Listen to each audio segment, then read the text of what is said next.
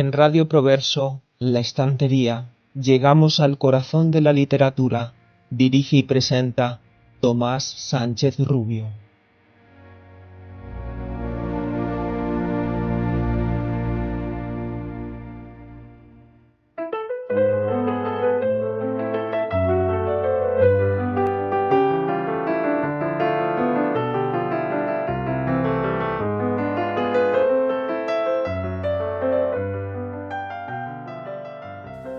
El señor Bingley era apuesto, tenía aspecto de caballero, semblante agradable y modales sencillos y poco afectados. Sus hermanas eran mujeres hermosas y de indudable elegancia. Su cuñado, el señor Hurst, casi no tenía aspecto de caballero, pero fue su amigo el señor Darcy el que pronto centró la atención del salón por su distinguida personalidad. Era un hombre alto, de bonitas facciones y de porte aristocrático. Pocos minutos después de su entrada ya circulaba el rumor de que su renta era de 10.000 libras al año. Los señores declaraban que era un hombre que tenía mucha clase. Las señoras decían que era mucho más guapo que Bingley, siendo admirado durante casi la mitad de la velada hasta que sus modales causaron tal disgusto que hicieron cambiar el curso de su buena fama. Se descubrió que era un hombre orgulloso, que pretendía estar por encima de todos los demás y demostraba su insatisfacción con el ambiente que le rodeaba.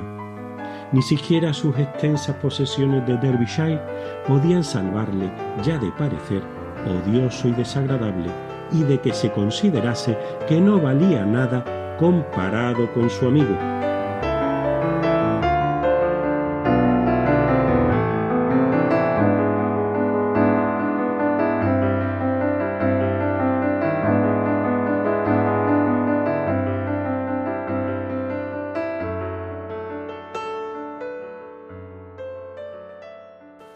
Efectivamente, como muchos de vosotros, amigas y amigos, habréis adivinado, el fragmento que acabo de leer pertenece a la célebre novela Orgullo y Prejuicio de la escritora británica Jane Austen, concretamente al capítulo 3.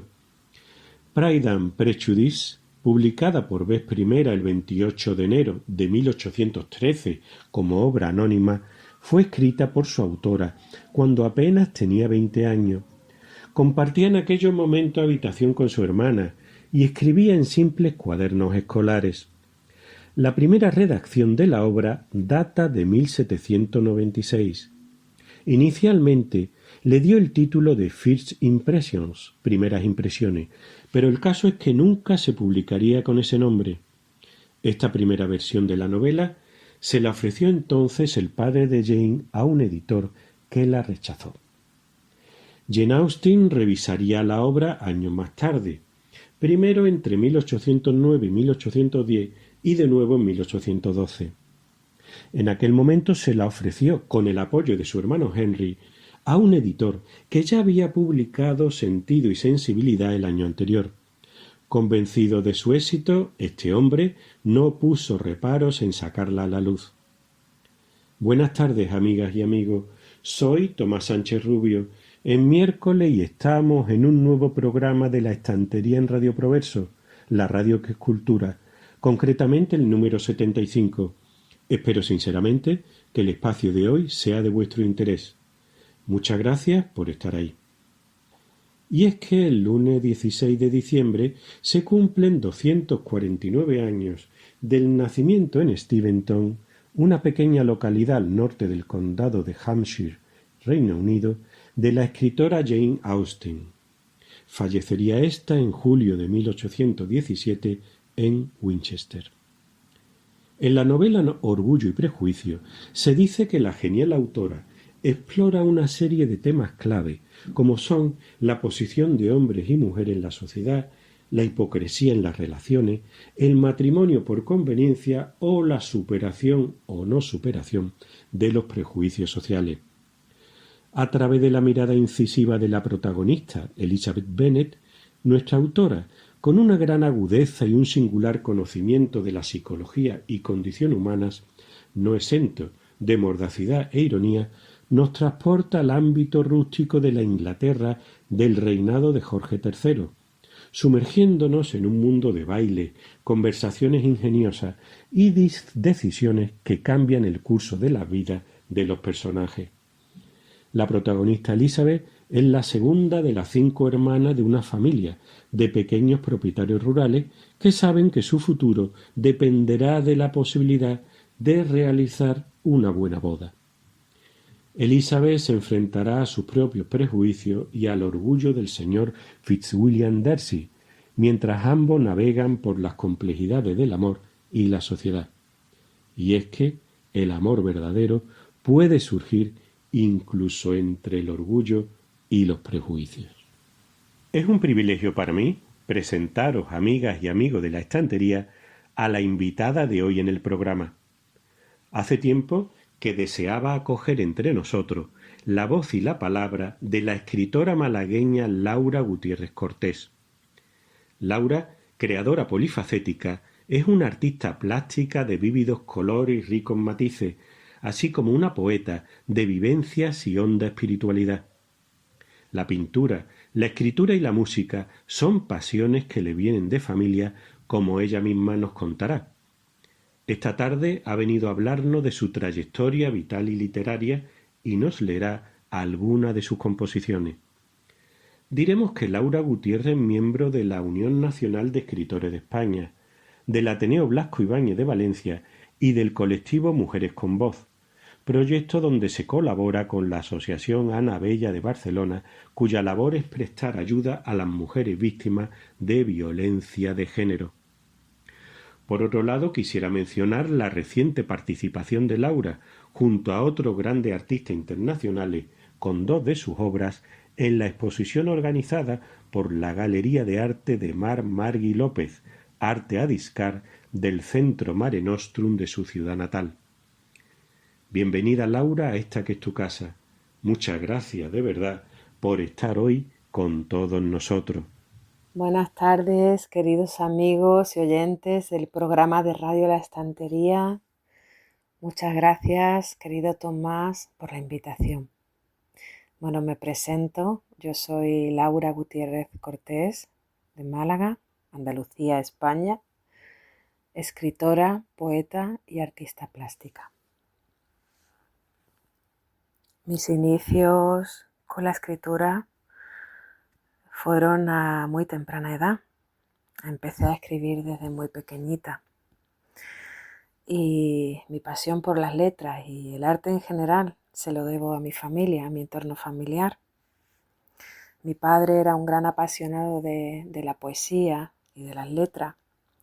Y recuerdo cómo de pequeña él recitaba versos de Antonio Quintero y Rafael de León de su libro Profecía, y se grababa en las antiguas cintas estas que había de grabación para luego que lo escucháramos.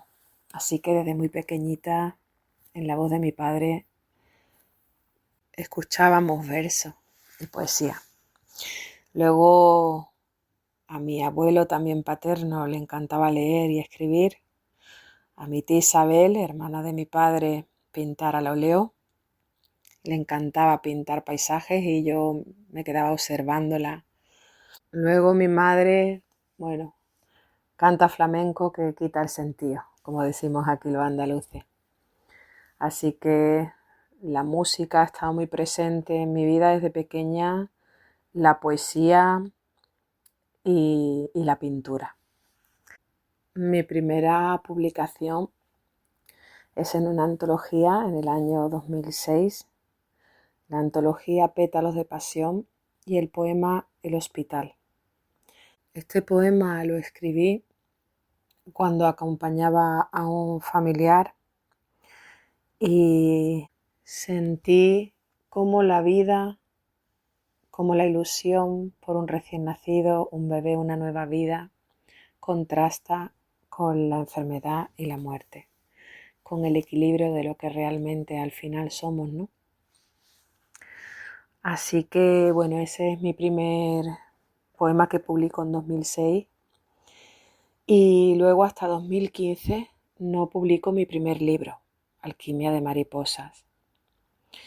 Este libro le tengo especial cariño porque era un libro de mis comienzos. Era, como yo le llamo, el jardín silvestre de mis versos. Y bueno, era como un diario de lo que yo había estado escribiendo gran parte de mi vida. Y, y tomé la decisión en un momento de cambios y con la necesidad de expresar todo lo que tanto tiempo había tenido ahí guardado en un cajón. Luego, más tarde, en 2018, publico mi libro Confidencias. Y en Confidencias, bueno, es un libro más elaborado, un libro más tranquilo, un libro donde expreso tanto el amor, el desamor, como la alegría o lo social. Está dividido en 4 capítulos y la verdad es que debo agradecer a toda la gente que me acompañó en el camino, en el proceso evolutivo del mundo de las letras, porque es verdad que cuando te ven con ilusión y con ganas de aprender siempre hay alguien dispuesto a mostrarte el camino y acompañarte en el camino. Entonces tengo que mostrar mi gratitud a todos ellos. Luego, bueno, ser espiritual. Estamos en tiempos de pandemia. Notamos la desolación, la soledad, la falta de cercanía, de un abrazo, de un beso, de una mirada, de un olor hacia nuestros seres queridos, nuestros amigos. Y Eva García Madueño, gran amiga mía, también escritora y poeta, y yo decidimos que tenemos que compartir esa angustia y esa esperanza que necesitamos a la vez para seguir adelante. Y de ahí nace nuestro libro Ser Espiritual, Poesía para el Alma. Es un libro de autoayuda que te invita a la reflexión y que al final de cada adversidad siempre hay un rayo de sol esperándonos, ¿no? Luego mi último trabajo ha sido la publicación de mis primeros versitos, un libro de poesía infantil que también he ilustrado. Y bueno, es un libro que me ha devuelto la ilusión y la alegría. Era algo que tenía pendiente con mi padre, que trascendió a los cielos poco después de la pandemia y he tardado 2 años en recuperarme y hacer nuestro sueño realidad, que era enseñar a aprender a los más pequeños. Como hace unos 40 años mi padre me transmitió en mis primeros años de edad. Bueno, antes de seguir con la poesía, quería transmitir mi más profundo pesar a todos los familiares que han perdido a algún ser querido en la catástrofe de la Dana en Valencia, en que lo han perdido todo, que han perdido hogares, negocios, trabajos, coches. A todos ellos decirles que me uno a su dolor y que a todos los voluntarios que han estado acompañando y que cada uno han aportado su granito de arena, darle infinitas gracias. Voy a empezar con un poema de mi primer libro, Alquimia de Mariposas, que dice así: pensamientos. La vida a veces embaucadora regala dádivas de sueños y luego los roba sigilosa sin más. La vida va marcando caminos donde las señales del destino son la clave de una felicidad que a veces se convierte en espejismo y otras en una realidad. La vida es un océano maravilloso. Hay quien danza en las olas doradas y quien se hunde en orillas en calma, buscando un algo que no existe. La vida es un conjunto de un todo, un misterio, un don. Es amor, un arco iris de oportunidades, un mar de sensaciones. Porque solo hay una, esta que nos toca. Debemos guardarla entre algodones. Cuando me miro y observo en el espejo de mí misma, digo, estoy aquí, soy yo. Tomo conciencia de ella y me sonríe. El segundo poema que he escogido es un acróstico de mi libro Confidencias que escribí en marzo del 2017. Dice así: muero por ti. Miedo le tengo a la muerte. Una vez que la flor se marchita, es el aroma del alma lo que queda, rocío de silencio en los ojos, ojos que solo ahora a ti te miran. Puede la vida irse cuando quiera, odio las crueles despedidas. Ruego, si he de morir algún día, tener tus manos junto a las mías, impacientes por sentirlas antes de mi última luz. El siguiente poema, que está en mi libro Ser Espiritual, como coautora de Eva, se titula Sin remos y dice así: tras días navegando sin remos, en cielos enarbolados de perlas, al fin el sosiego sobre la hoja de laurel, fresca y acogedora, el descanso en el remanso de la tierra, fertilizando con brotes de esmeraldas la lluvia del precipicio que no debió caer. Tal vez en mí la diosa griega evaporada por la semántica que solo el ave fénix conoce. Perseguir la paz y la luz es el equilibrio indomable de las fieras, rendidas de oscuridad, exhaustas al sol. Ahora voy a leer un poema. Muchos de ellos parecen preludio de lo que nos ha acontecido en este tiempo de cambios constantes.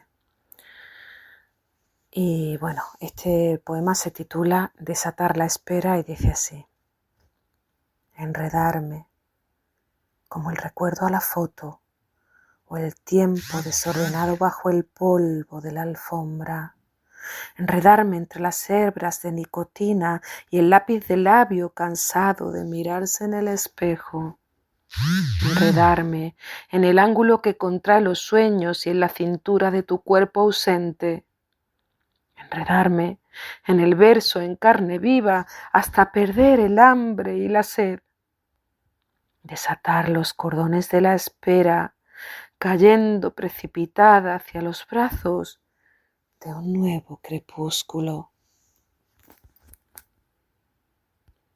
Y ahora, debido a los acontecimientos de la catástrofe ocasionada por la Dana en Valencia y en diferentes lugares de España, también en Álora, Pizarra, Cártama y varios pueblos de Málaga, escribí este poema que se titula La Dana y dice así: han crujido los cielos y el viento vapulea los muros de papel, las aceras dormidas, furias de barro arrasan los puentes de cristal. La Dana es una alfombra de destrucción masiva. No se escuchan sirenas, la tormenta sí grita. Solo dio tiempo al beso de la mañana suave. El asfalto era río, la acera era río, los hogares eran ríos, ríos eran los coches. ríos de espeso barro, dolor de tanto río, ríos secos los ojos, lágrimas de vacío, ríos de tantas madres esperando a tantos hijos, rápidos de agua fría, río buscando al mar.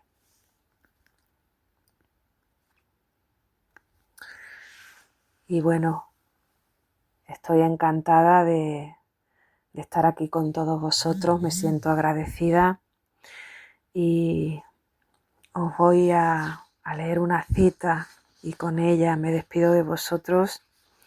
Nunca me ha gustado decir adiós, sí, hasta siempre. Y esta cita dice: dichoso el verso que inmortaliza en el alma un beso. Un fuerte abrazo para todos y bueno, mucho ánimo, mucho amor y mucho amor. Mil gracias a todos y como antes os he dicho, hasta pronto, queridos amigos. Un fuerte abrazo, Tomás. Gracias.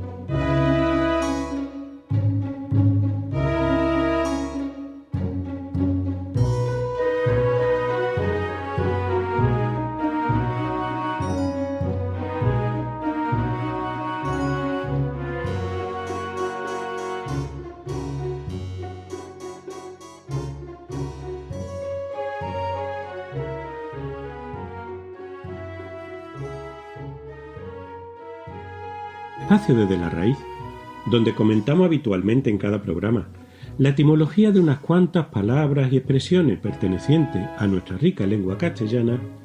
Trataremos esta semana algunas voces de cuyo origen, a pesar de seguir siendo más o menos habituales hoy día, hemos perdido ya la conciencia. Comenzaremos pues por el término alergia. Sabemos que la común definición de alergia es la de ser una reacción del sistema inmunitario de una persona determinada hacia algo que normalmente no molesta a la mayoría del resto de personas.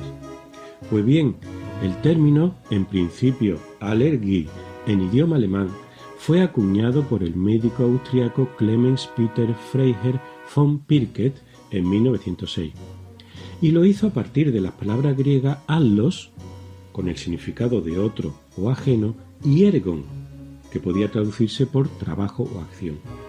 Así pues, la traducción literal de alergia sería la de acción extraña o acción ante lo extraño.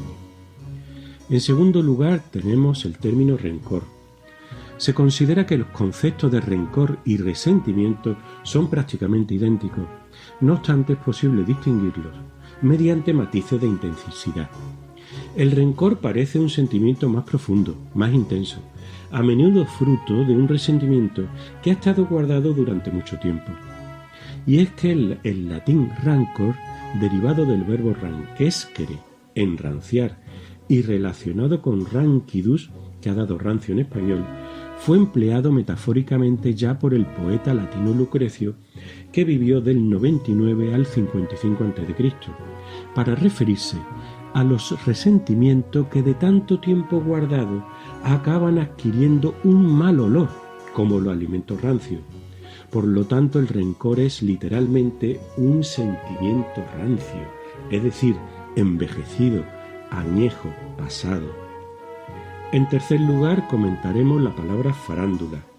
Se suele llamar farándula al oficio de quienes trabajan en el mundo del espectáculo y del entretenimiento, así como a todo lo que rodea estos ámbitos. La etimología de farándula nos lleva a farandulo, un vocablo occitano. Tal palabra estaría relacionada a su vez con el verbo fari del latín, que significa hablar o charlar. De charlar ya sabéis que vendría charlatán. Y también con el alemán Fahrende, que hace referencia concretamente a un grupo nómada, sobre todo a esas asociaciones de músicos ambulantes que iban de un pueblo a otro. En cuarto lugar tenemos la palabra mentidero. Un mentidero, según la Real Academia Española, es un lugar donde se reúne gente para conversar. Pero también dice la RAE que mentidero vendría de mentir, como si la etimología nos avisara de los peligros del palique excesivo o incontrolado. A su vez, diremos que el verbo mentir viene del latín mentiri, con el significado de decir una mentira, urdir un embuste, etc. De ahí también mentira, que primitivamente fue mentira, a partir del participio mentita, con el significado de, o con lo derivado de mentiroso y fementido. Y después, ya por último, comentaremos la palabra panoli. La palabra panoli procede al parecer del término pa am oli, del catalano valenciano, y ya figura en Tirant lo Blanc, Tirante el Blanco, la novela de caballería que Joanot Martorell publicaría en 1490. Se llama panoli pues a las personas bobas, crédulas y confiadas al ponerse en relación con el pan con aceite, un alimento de preparación muy simple.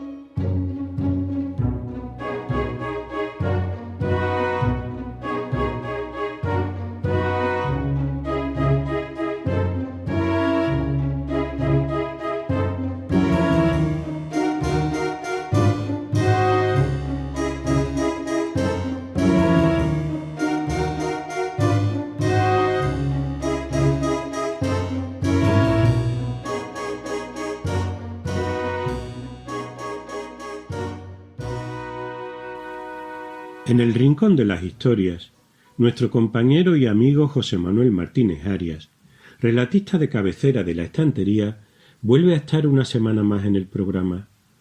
Hoy nos trae su cuento, episodio o reflexión, titulado Cosa de familia, un breve pero impactante texto en la que se recrea la figura de la madre, principio y fin necesario de todo y de todos. El siguiente relato, Cosas de familia, es una breve réplica a Mircea Cartarescu, a quien nunca le perdonaré lo que me hizo fumar una noche.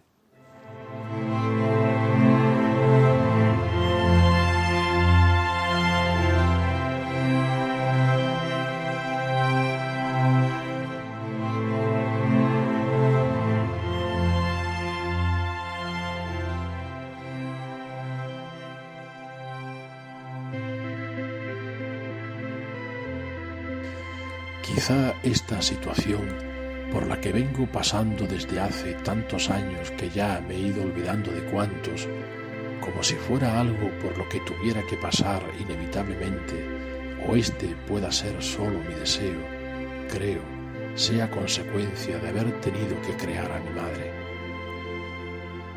A veces he llegado a sospechar, ignoro el motivo, que podía distinguir sin ningún problema mis invenciones o mis sueños de esa cosa velada, si no directamente oculta, cuando los párpados están cerrados, y completamente ignorada cuando abiertos, y que con arrogancia solemos llamar realidad. Pero cada vez tengo por más seguro que esto es otra más de mis ilusiones o alucinaciones o sueños, dado que ahora, en este mundo preciso, o en este día o mes o lugar, No estoy seguro, nunca estoy seguro de casi nada. Tuve que inventarme a mi madre para cubrir el hueco que ella dejara cuando decidió callarse y se calló. Extraño voto de silencio, justo en el instante en que yo precisamente necesitaba más que nada su voz, justo cuando yo, iluso, creía que el tiempo no existía o que ya habría un momento más adelante para hablar con ella o para dejar que ella me contara o para que ella se atreviera finalmente a hablarme de si el hijo, que creo que ella perdió y que no soy yo, esto lo puedo afirmar con seguridad, existió de verdad, que no fue una invención mía, ni tampoco de ella, de la madre que me inventé, o de que miraba sin decir nada.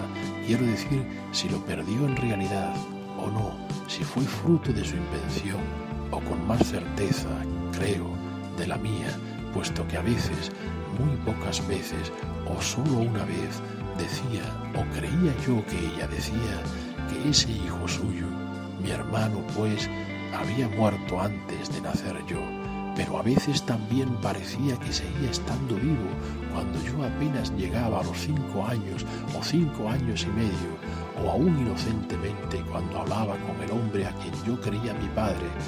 Con él ella sí que hablaba, aunque no de esto, y cambiaba mi nombre por el suyo, por el de mi hermano, quien no llegó casi a poseerlo, o quizá fuera mi padre quien se confundiera cuando él le hablaba de los asuntos de su trabajo, aunque ella no le preguntara, y ella le contaba a él acerca de la casa o de algún vecino, pero no de él, de su otro hijo, y no porque yo no quisiera o no lo quisiera él, sino porque esto era cosa de mi madre, cosa exclusiva de ella, porque era su hijo y de nadie más, porque ambos habían compartido solo el lecho y las ganas de amar, y también a sus otros hijos, mayores que yo y más ignorantes que yo incluso, o silentes más bien respecto a su hijo perdido, o desaparecido, o muerto, porque como a mí, también a ellos les daría miedo preguntar, insinuar siquiera una pregunta simple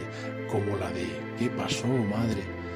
Y por ello tal vez ellos no, pero yo sí, tuve que crearme una madre apócrifa que me contara, que me dijera, que me hablara, en torno a la que yo gravitara como si fuera no mi madre, mi sol, que no lo era, sino una extraña figura artificial, oculta y silenciada para todos, porque está claro que sin respuestas, sin algunas respuestas, no se puede vivir, aunque sean respuestas ficticias, falsas, como falso, aunque cada vez menos, como falso, repito, era el abrazo que a esta imagen le daba cada vez que sentía miedo por desaparecer o por morir, o más cotidianamente por cruzar el patio de la casa de noche hacia mi habitación, como desapareció o murió mi hermano muerto, dejando a mi madre, la verdadera, muda para siempre, y por ello lejana, ausente, y a mí solitario, cansado, perdido.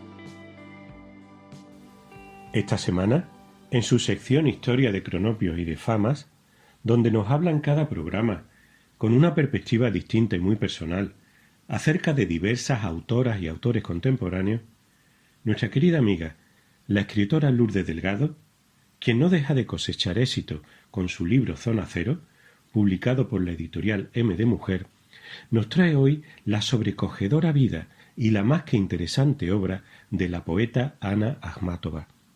Se trata de una de las figuras más representativas de la conocida como poesía acmeísta de la Edad de Plata de la literatura rusa. Akhmatova, musa además del pintor Amedeo Modigliani, fallecería en Domodedovo en 1966. Por otro lado, Lourdes nos comentará el conocido poema Requiem de la escritora ucraniana. Os dejo con la palabra siempre grata de Lourdes y sus apasionantes historias de cronopios y de fama con las que no dejamos de disfrutar y de aprender. Mi camino no es recto ni curvo. Llevo conmigo el infortunio, voy hacia nunca, hacia ninguna parte, como un tren sobre el abismo. Un saludo, Tomás, y saludos cordiales a los oyentes de la estantería aquí en Radio Proverso, la radio que es cultura. Hoy os quiero llevar a Rusia de la mano de una de las poetas más sobresalientes y sufridas, que supo como nadie resistir a la barbarie, gracias a su fortaleza emocional y a sus versos. Hoy os traigo a la zarina de las letras rusas, como la bautizó cariñosamente Hannah Arendt. Hoy os traigo a Anna Akhmatova. Nace en Odessa, en Ucrania, en 1889, que por entonces pertenecía a la Rusia zarista. Nace en una Rusia que tiene un despertar intelectual en ese momento muy potente. Desde finales del siglo XIX empiezan a eclosionar, ¿no?, las letras en Rusia. Por primera vez en la historia la cultura rusa se pone a la vanguardia de las culturas europeas y surgen genios en todas las artes. Tenemos a Stravinsky, a Stanislavski, a Kandinsky, a Chagall, entre otros, además de los pesos pesados, ¿no?, a Tolstoy y a Dostoyevsky. En esta potente Rusia, ni más ni menos, es donde nace Anna. Anna pertenece a una familia composible, a una familia de terratenientes ricos, y además su padre era médico, y no un médico cualquiera, sino el médico de la familia real, el médico del zar. Cuando Anna nace, está en el poder el padre del último zar. Anna, desde muy pequeña, se va a vivir a San Petersburgo, que es donde se ubicaba la corte de los zares, a un lugar llamado Tsarskoye Selo, que es un complejo residencial que engloba un conjunto de palacios reales, casas y parques, que es donde residían los trabajadores de la corte. Algo parecido a lo que pasa en el Vaticano con sus trabajadores que viven con sus familias intramuros. Se cría en medio de todo ese lujo y boato de la corte de los Romanov. Eso significa que ahí dentro, como pasa en el Vaticano, ahí dentro de Tsarskoye Selo es donde están los mejores conservatorios, los mejores colegios y los mejores institutos, ¿no? Anna tiene, por tanto, acceso a una cultura de élite. A ella le encanta sobre todo la cultura clásica, los griegos, ¿no? Y bueno, fue una niña muy, muy precoz. Con ya 8 años empieza a escribir sus primeras composiciones, sus primeros poemas. Con 16 ella ha encontrado finalmente su vocación, la poesía. Se escapaba de noche de su casa por la ventana para acudir a uno de los cafés literarios más potentes del momento, ¿no?, el del Perro Vagabundo. Allí se reunían todos los artistas de la época y Anna iba allí a declamar sus versos. Cuando se entera su padre, le prohíbe que sea poeta porque no estaba bien visto para una señorita de su época y mucho menos de su clase social. Además, le pide que lo respete, que necesita discreción. El padre de Anna, 7 años antes de que naciera esta muchacha, se había visto involucrado en una investigación por el asesinato del zar Alejandro II, ya que el anarquista que había puesto la bomba era el mejor amigo del padre de Anna. Anna se niega a abandonar la poesía y lo que hace es cambiarse el apellido Gorenko para no señalar a su padre y elige para la posteridad el apellido de una tatarabuela tártara, Akhmatova, que es un apellido con fuerza para presentarse al mundo con esa entereza y con esa fiereza propia de esos pueblos. Como era tan joven, tan guapa, tan refinada, atraía la atención y las miradas de los que allí se congregaban, entre ellos Nikolai Gumilyov, que era un chico joven, aristócrata, culto, poeta como ella, 3 años mayor. Era rico y se dedicaba a promover la cultura, era un mecenas y fundó la corriente poética del acmeísmo, de la que formaba parte Anna, que consistía en buscar una poesía libre de las cadenas que la ataban al realismo, por un lado, y de las que la ataban al simbolismo por otra y sacarla de ese hermetismo, de esa incomprensibilidad y hacerla clara, sobria y directa. Gumilyov estuvo muchos años detrás de la rebelde Anna, llegó a deprimirse, llegó incluso a un intento de suicidio en un bosque de San Petersburgo debido al rechazo continuo de la poeta. Anna finalmente cede al cortejo de Gumilyov y acaba diciéndole si quiero, que es un si quiero nada romántico, sin mariposas, fruto del agotamiento, un si quiero con la boca chica y que nada tiene que ver en realidad con el amor verdadero.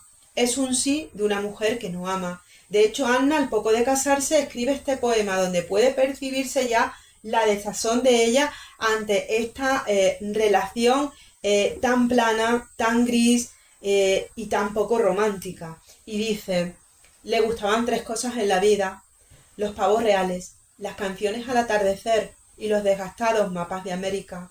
Detestaba los lloriqueos de los niños, la mermelada de frambuesa para el té y la histeria femenina. Y yo era su mujer. No es un poema romántico, no son, como vemos aquí, Romeo y Julieta, y debajo de estos versos late la incomprensión y la separación emocional que ya desde el principio existía entre ellos. Como son 2 intelectuales, deciden ir de luna de miel a París, porque París en ese momento es el baricentro de los movimientos de vanguardia y además allí se congregaban todos los artistas que querían hacer algo en el mundo del arte. Ellos se alojan como todos en el barrio bohemio de Montparnasse y viven como 2 ricos entre zarapastrosos, entre artistas que a mala pena sobrevivían económicamente. Y en un café, apenas ellos llegan allí a Montparnasse, sucede la primera de las grandes tragedias de la vida de esta poeta. Allí se encuentran, apenas recién casado, se encuentra Ana al amor de su vida e inmediatamente se arrepiente de haberse precipitado, se arrepiente de haberse rendido y de haberse casado sin amor. Estamos hablando del pintor italiano, Amedeo Modigliani. Fue un auténtico flechazo. Apenas se vieron, sabían que estaban hechos el uno para el otro. Modigliani vio a aquella zarina enjollada, de cuello largo, de figura estilizada, elegante, refinada, con el cabello negro y con los ojos verdes, tristes como el cielo de París en invierno, y creyendo que estaba sola y desvalida se acercó a ella en un momento en que Gumilyov se había ausentado. Intercambian charlas y versos, y durante los meses que duró la luna de miel, Anna se vio varias veces con Modigliani, y cuando tuvo que regresar a San Petersburgo con su marido se le rompió el alma.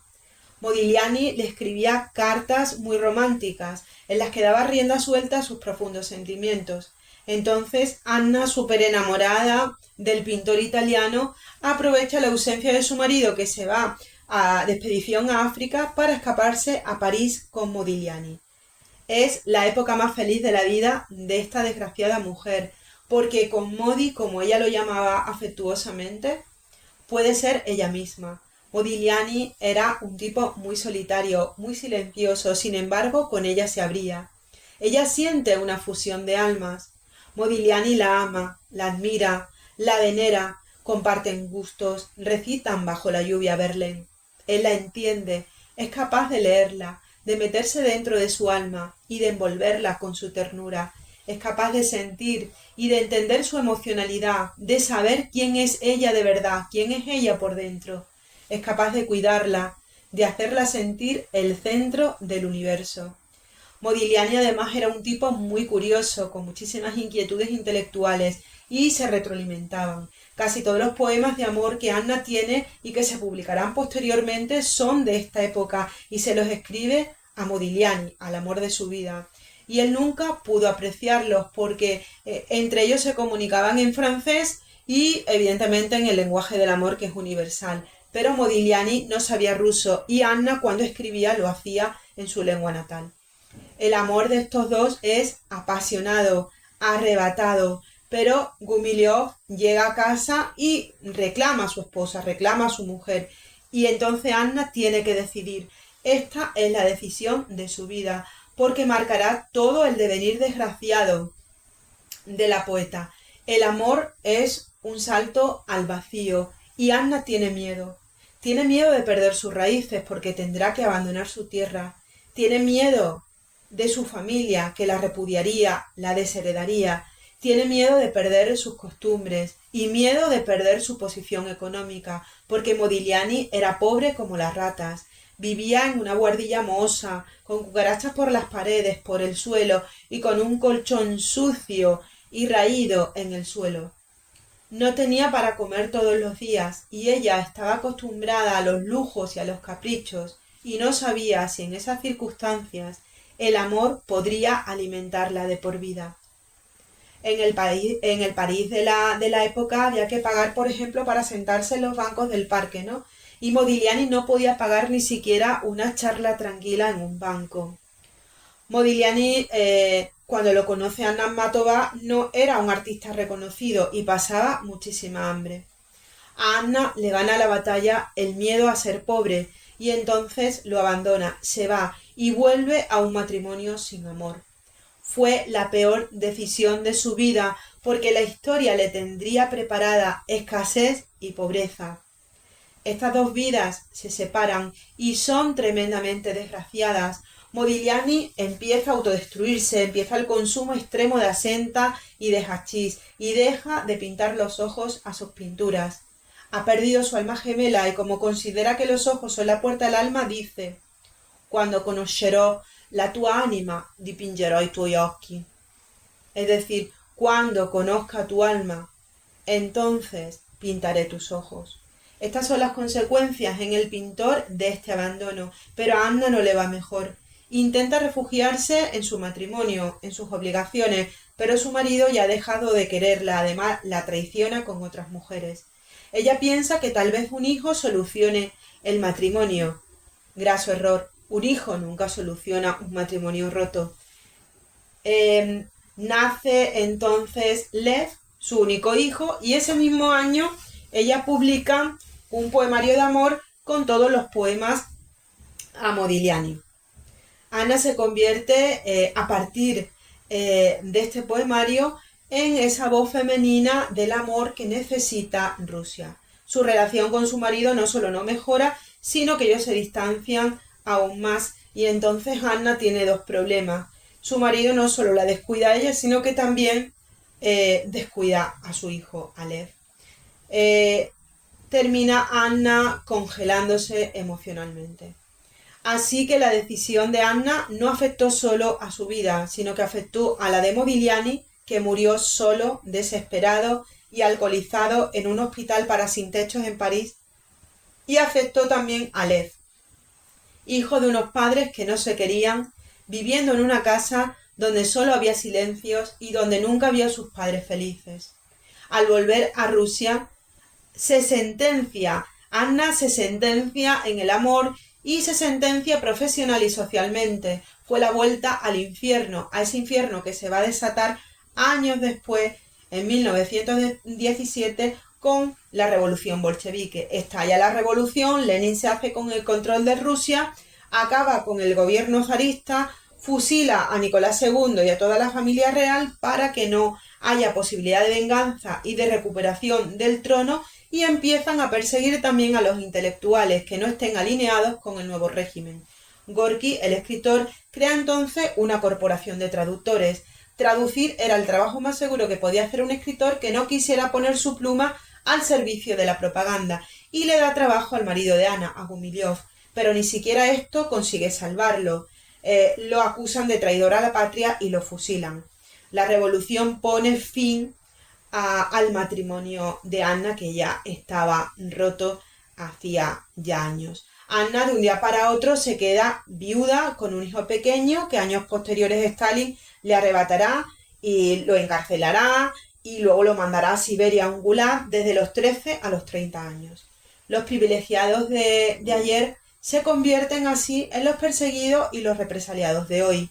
Y todo lo que hasta entonces a ella le había garantizado tranquilidad, estabilidad, una vida cómoda, esos contactos, la familia, ya no son ventajosos, sino perjudiciales. Las villas, el dinero, las posesiones, los vestidos, las joyas, el estatus, eh, la, la, el refinamiento, la educación, la incriminan. Lo pierde todo. A partir de ahora comienza para ella una etapa de privaciones y sufrimientos de la que no se recuperará jamás. Dice en sus versos: vino una noche que no conoció la aurora. ¿Qué había pasado si Anna se hubiera quedado con Modigliani en París, se hubiera apostado por ellos? Probablemente Modigliani no hubiera muerto tan joven, hubiera alcanzado el éxito en vida, nos hubiera dejado unos cuadros, una colección de cuadros y de esculturas maravillosos, hubieran tenido una buena vida y hubieran formado una familia de niños de pelo negro como la madre, ensortijados como el padre y ojos con chispitas de oro como Anna describió los de Modi, correteando por la campiña bajo el sol de la Toscana. Pero no fue así.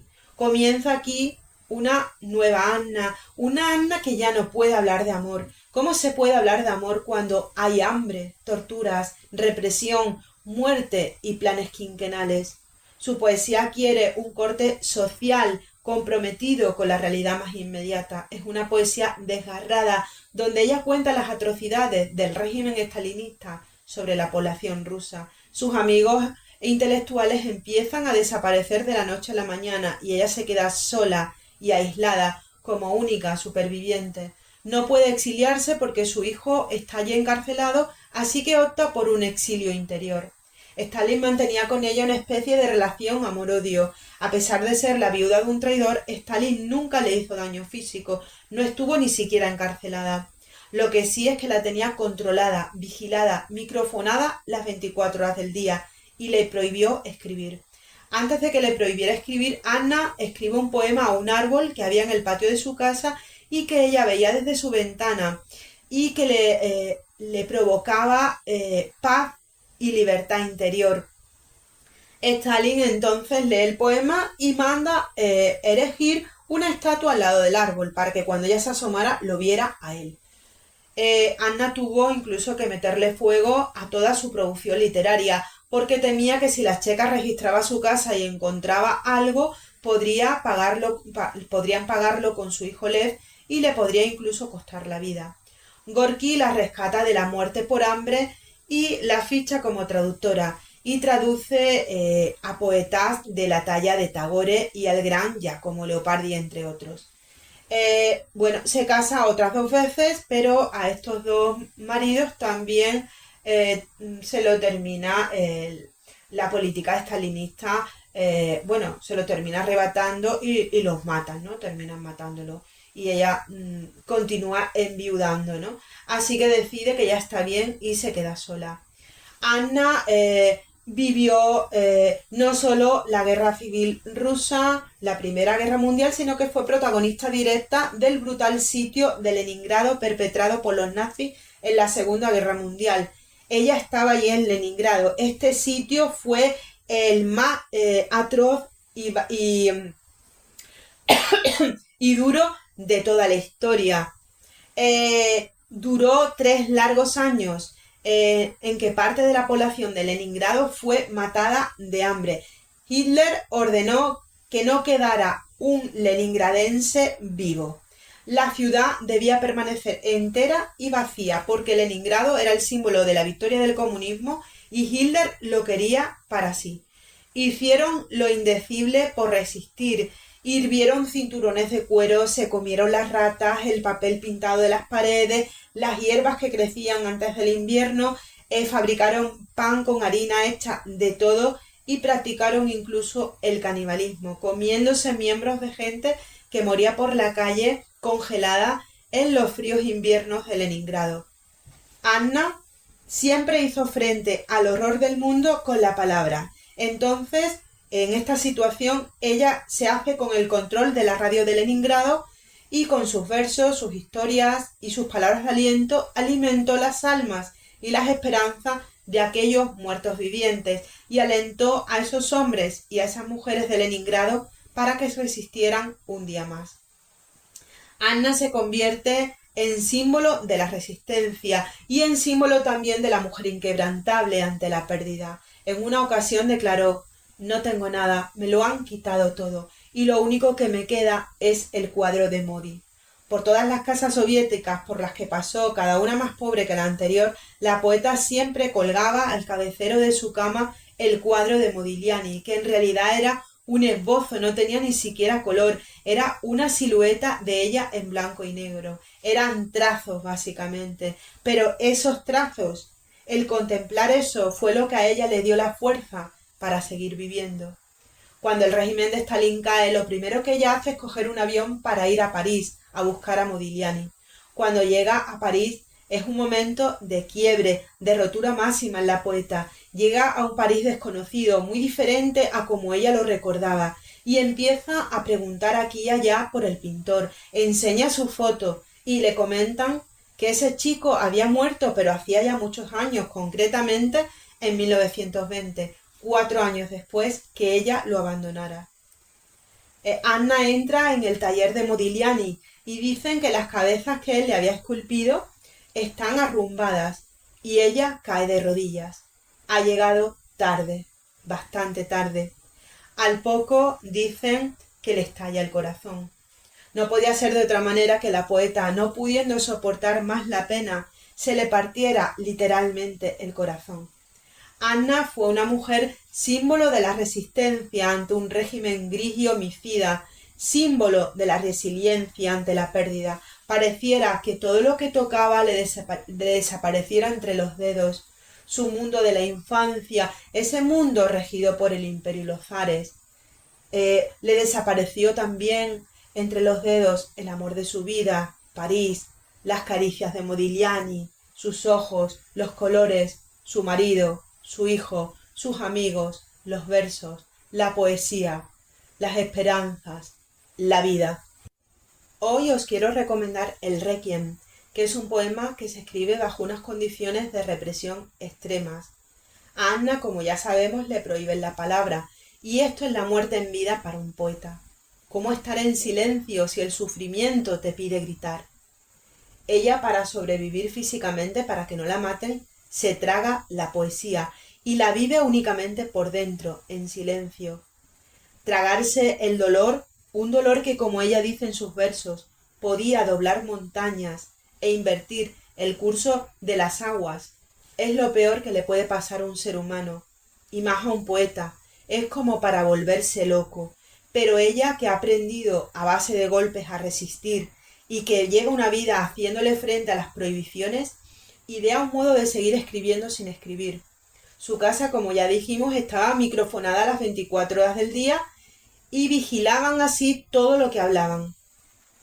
Además no tenía en casa papel para escribir, tampoco lo quería porque podía ser una tentación, entonces no quería que en uno de esos registros la checa encontrase nada, porque eso podía condenar a su hijo Lev a muerte.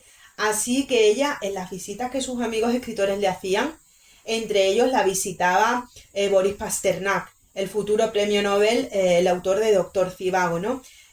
Boris estaba enamoradísimo de Anna, ¿no? Entonces iba a ir a visitarla y fingían hablar de música, de Mozart, que sí que estaba permitido. Y eso era lo que escuchaban los micrófonos. Y Anna, en el papel de su cigarrillo, escribía en letra muy pequeñita 1 o 2 versos que Boris y el resto de sus amigos memorizaban, e inmediatamente ella quemaba el papel en un cenicero que hoy se conserva en la casa de Anna Akhmatova en San Petersburgo. Así se compuso el Requiem, con la memoria como aliada frente a la represión y a la ausencia de libertad. Ella quería que si le pasaba algo, sus amigos conservaran sus versos en su memoria para que años posteriores pudieran ver la luz. Tras un periodo de silencio de años después del fusilamiento de su primer marido, de Gumilyov, Anna se encuentra viviendo el periodo más duro de las purgas estalinistas, el perpetrado por Yezhov, al que apodaban el carnicero. Yezhov era cruel e implacable e incluso mandó construir el suelo de las prisiones para que estuvieran en pendiente, y así la sangre podría resbalar hasta alcanzar el sumidero del suelo y sería más fácil, ¿no?, limpiarla.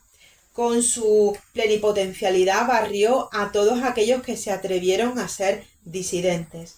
Con los años, este hombre, convertido en guadaña por el régimen estalinista, murió torturado en las mismas cárceles donde él había desangrado a muchos. En esa época es donde se llevan al hijo de Anna a la cárcel de Leningrado, llamada Las Cruces, y ella se encuentra durante 17 meses haciendo fila con otras mujeres con sus paquetes en la mano para sus condenados, ¿no? Y entonces, en una de esas ocasiones en las que está haciendo fila, ella decide que va a dar testimonio de todo aquello, que va a prestar la voz a todas esas mujeres, ¿no? Estamos en 1936. Esta escena que yo estoy describiendo nos es muy familiar, ¿no?, a las personas que vivieron aquí la represión franquista y que también estuvieron en esas filas esperando con sus paquetes para poder visitar a sus presos, ¿no? Y el paquete era un símbolo en realidad de vida o de muerte, ¿no? Si el paquete era aceptado, significaba pues que el preso, tu preso, estaba vivo, ¿no? Y si el paquete era rechazado, significaba que la persona querida había sido asesinada, había muerto. Perdón.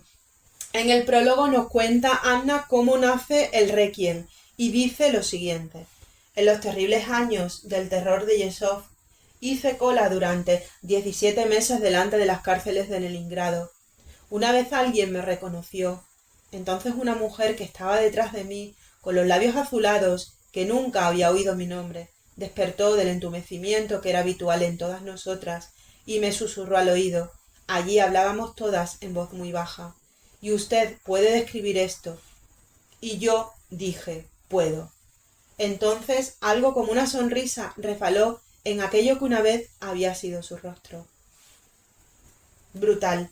Requiem es un poema corto que consta de un prólogo, de un epílogo y en medio 10 poemas cortos.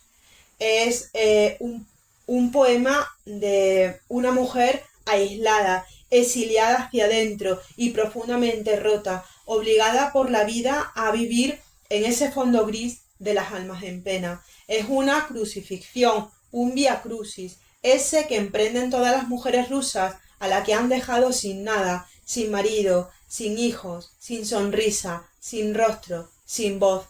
Ella escribe al respecto. Como si nos levantáramos para misa, día a día, recorríamos el desierto, andando la calle silenciosa y la plaza, para congregarnos más muertas que vivas. El sol había declinado, el neva se había opacado y la esperanza cantaba siempre a lo lejos. Ese gemido, ese repentino fluir de lágrimas femeninas, señala a una distinguiéndola del resto, como si la hubieran derribado arrancándole el corazón del pecho. ¿En dónde estarán ahora mis innombrables amigas de aquellos 2 años de estadía en el infierno? ¿Qué espectros se burlan de ellas ahora en medio de la furia de las nieves siberianas o en el círculo nublado de la luna? A ellas les lloro, hola y adiós. Requiem es la respuesta poética al horror de un régimen totalitario. Es un canto fúnebre desde las catacumbas, desde la barricada interior, por las almas de los muertos, los únicos que en palabras de Akhmatova se atrevían a sonreír por aquel tiempo. Quiero compartir con vosotros su poema que dice así: no, no es la mía, es la herida de otra gente. Yo nunca la hubiera soportado. Por eso, llévense todo lo que ocurrió, escóndanlo, entiérrenlo, retiren las lámparas. Noche. El poema de Requiem parte desde esa primera estación de su propio via crucis, de su via crucis personal, ¿no? Cuando entran en la noche y se llevan a su marido de su casa, y ella, como las mujeres de los soldados de Pedro el Grande, dice que cae de rodillas ante el Kremlin y aúlla, ¿no? A continuación nos cuenta cuando encarcelan a su hijo y cuando lo sentencian al Gulag.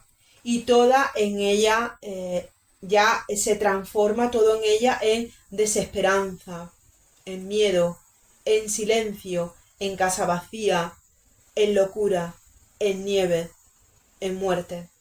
Requiem es una especie de sudario donde queda impreso a modo de verso la imagen de la pasión, del sufrimiento atroz de ella y de todas las mujeres que murieron por dentro. Dice Anna en su epílogo: ahora sé cómo se desvanecen los rostros, cómo bajo los párpados anida el terror, cómo el terror traza en las mejillas rudas páginas cuneiformes, como unos rizos cenicientos y negros se tornan plateados de repente. La sonrisa se marchita en los labios dóciles y en una risa seca tiembla el pavor. Y no sólo por mi rezo, sino por quienes permanecieron allí conmigo en el frío feroz y en el infierno de julio, bajo un muro rojo y ciego. Queridos cronopios, lean a Anna Akhmatova y que nunca nada ni nadie lo silencien, y si así sucede, resistan haciendo frente con la memoria de lo que está, pero no se oye.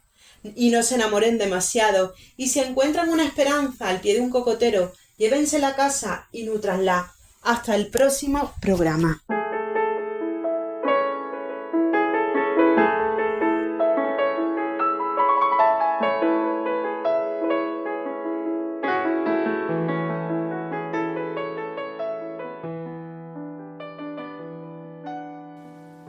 Lady Susan Vernon al señor Vernon Langford, diciembre. Querido hermano, ya no puedo seguir privándome del placer de aprovechar la amable invitación que me hiciste al despedirnos la última vez de pasar algunas semanas contigo en Churchill. Por tanto, si a ti y a la señora Vernon no resulta inoportuno recibirme en estos momentos, espero que dentro de unos días puedas presentarme a esa hermana que desde hace tanto tiempo deseo conocer. Los buenos amigos que tengo aquí me suplican con el mayor cariño que prolongue mi estancia con ellos, pero su carácter hospitalario y festivo les hace llevar una vida social demasiado animada para la situación que atravieso y mi estado mental actual. Espero con impaciencia el momento en que seré admitida en tu agradable retiro. Anhelo que tus queridos hijos me conozcan y me desviviré por despertarle gran interés en sus corazones. Necesitaré toda mi fortaleza de ánimo, puesto que pronto me separaré de mi hija.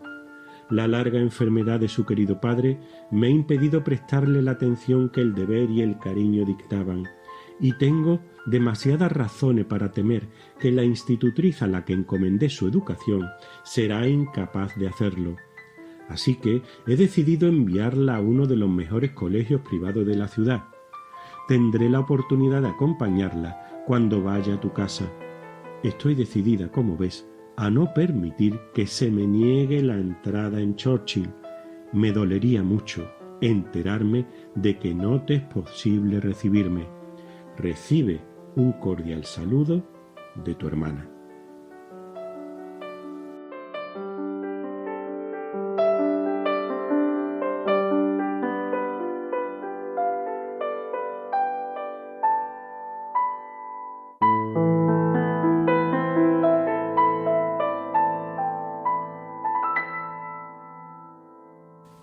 Enlazando, como solemos hacer, el final del programa con su comienzo, he querido acercarme al término de la estantería de hoy con el fragmento de otra obra de nuestra admirada Jane Austen, concretamente con el comienzo de la genial novela corta Lady Susan, obra posiblemente escrita en 1794, pero que no se publicaría hasta 1871 de manera póstuma.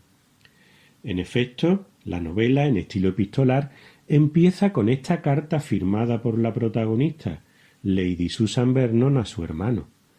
Lady Susan es una novela intrigante y encantadora, cuyo argumento se desarrolla en torno a una viuda manipuladora que tejerá toda una red de engaños para conseguir aquello que desea.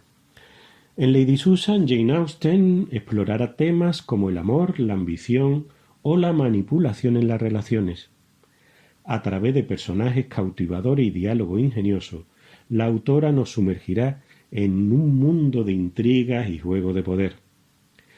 La trama concretamente gira en torno a la mencionada viuda, quien a sus 30 años intenta encontrar un marido para ella y para su joven hija de 16. Sin embargo, en Lady Susan no encontramos a una mujer dócil y recatada, que guarda las formas, sino a una antiheroína bastante egoísta, sin reparo en buscar marido entre hombres más jóvenes que ella mientras se relaciona con un hombre casado. Esta novela es muy diferente al resto de lo escrito por Jane Austen y según la crítica no es comparable a ninguna otra obra literaria escrita en el siglo XIX. Quisiera finalizar diciendo que de las obras de Jane Austen se han sucedido distintas versiones cinematográficas. Mencionemos, por ejemplo, aquella memorable comedia romántica de 1995, Sentido y sensibilidad, Sense and Sensibility, protagonizada por una soberbia Emma Thompson, acompañada por Kate Winslet o Hugh Grant. La cinta, dirigida por un Ang Lee en estado de gracia, se hizo con numerosos premios, entre ellos el Oscar al mejor guión adaptado, redactado precisamente por la propia Emma Thompson. Me despido por ahora de todos vosotros, amigas y amigos de la estantería. Espero que el programa de hoy os haya resultado realmente de interés y de provecho. No dejéis de crear, de leer, de aprender. Pronto, muy pronto, volveremos a escucharnos.